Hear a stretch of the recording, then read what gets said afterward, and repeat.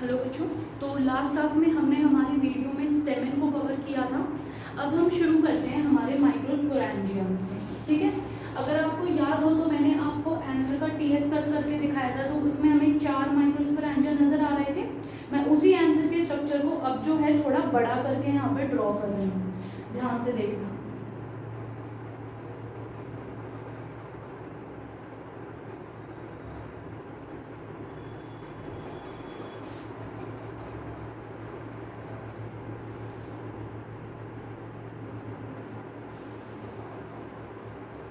ठीक है, ये जो है हमारा एंथर का स्ट्रक्चर है, ये एक टेट्रागोनल स्ट्रक्चर है बिकॉज इसमें ये जो स्ट्रक्चर्स प्रेजेंट है ये हमारे हैं माइक्रोस्पोरेंजिया। माइक्रोस्पोरेंजिया का मतलब है कि ये अपने अंदर जो है माइक्रोस्पोर्स को स्टोर करेंगे। अब सबसे पहले हम बात करते हैं ये स्ट्रक्चर किसका है, एंथर का है, क्योंकि एंथर का ही हमने टीएस कट करा है बेसिकली। तो जब हमने एंथर का टीएस कट करा है तो इतनी जो लेयर्स हैं यहाँ तक उसे हम बोलते हैं एंथर वॉल्स। यहाँ तक के बीच की जो भी लेयर है उन्हें हम बोलते हैं एंथर वॉल्स। और ये एंथर वॉल्स 4 तरह की होती हैं, तो बेसिकली 4 तरह की वॉल्स हमें देखने को मिलती हैं। हम शुरू करते हैं हमारी सबसे पहली लेयर से। जो सबसे पहली लेयर है ये बाहर आप देख सकते हो, ये जो लेयर है this layer is made up of flat sales. ठीक है, ये जो लेयर है इसके अंदर जो सेल्स हैं वो फ्लैट हैं, ये सिंगल लेयर्ड सेल है और इसके हर सेल में एक न्यूक्लियस है और जो अबंडेंट अमाउंट में साइटोप्लाज्म है वो भी है। ये लेयर जो है इसी तरीके से पूरे स्ट्रक्चर पे चल रही होगी, मैं यहाँ पर समझाने के लिए सिर्फ एक साइड पे लेके चल रही हूँ। तो ये जो हमारी लेयर हुई है जो हमने बाहर ड्रॉ करी, जिसके अंदर हर लेयर के अंदर एक न्यूक्लियस भी है, this layer is our epidermis. ये कौन सी लेयर है, एपिडर्मिस वाली लेयर। तो अगर मैं एंथर की 4 लेयर्स को यहाँ डिटेल में पढ़ती हूँ तो सबसे पहले जो बाहर की हमें लेयर मिली that layer is epidermis. This epidermis layer is made up of flat cells and it is single layer, यानी एक सिंगल लेयर है और फ्लैट सेल्स की बनी हुई है। जैसे हम एपिडर्मिस से माइक्रोस्पोरेंजियम की तरफ बढ़ते हैं, यानी हम अंदर की तरफ आते हैं, तो यहाँ पर हमें एक सेल्स की लेयर नजर आती है। जो सेल्स हैं वो यहाँ पर रेडियली अरेंज हैं इस तरीके से। मैंने थोड़ा बड़ा ड्रॉ किया है।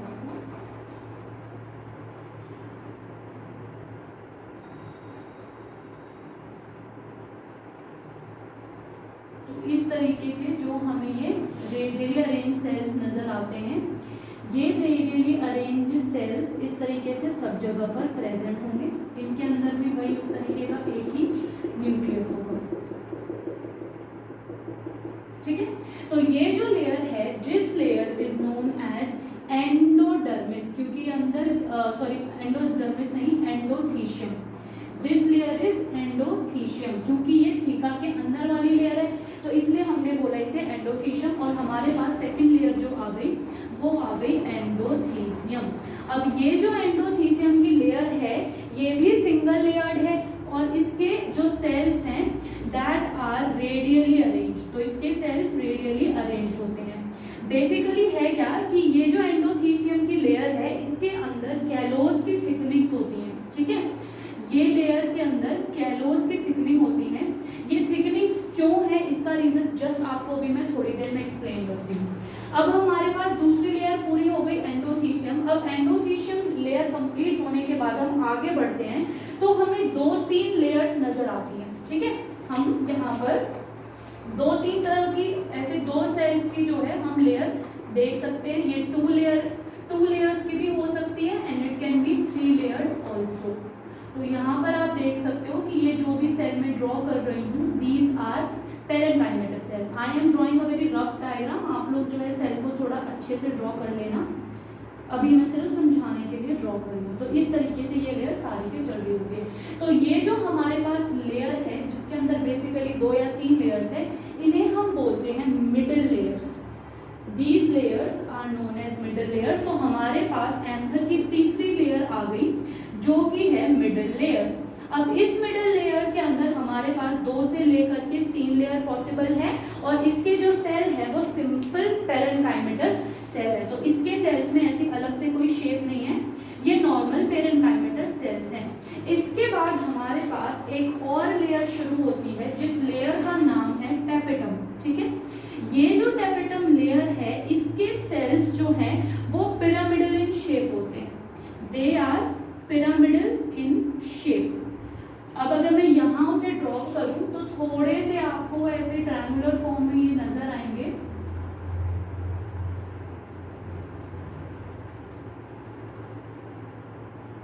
तो इस तरीके के जो ये पिरामिडल सेल्स हैं हमारे, ये है हमारी नेक्स्ट लेयर जो भी है टेपेटम। तो ये थोड़े से आपको ट्रायंगुलर शेप में नजर आएंगे और इनके अंदर मल्टी न्यूक्लिएटेड होते हैं, मतलब मल्टीपल न्यूक्लियस प्रेजेंट है।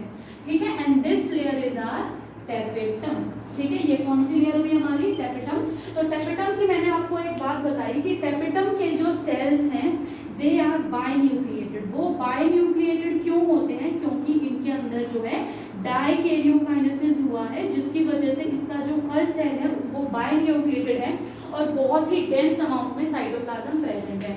अब सवाल उठता है कि डेंस अमाउंट में साइटोप्लाज्म क्यों है, क्योंकि टेपेटम को नरिशमेंट प्रोवाइड करनी होती है इस माइक्रोस्पोरेंजियम के अंदर ग्रो करने वाले माइक्रोस्पोर्स को या पोलन ग्रेन्स को।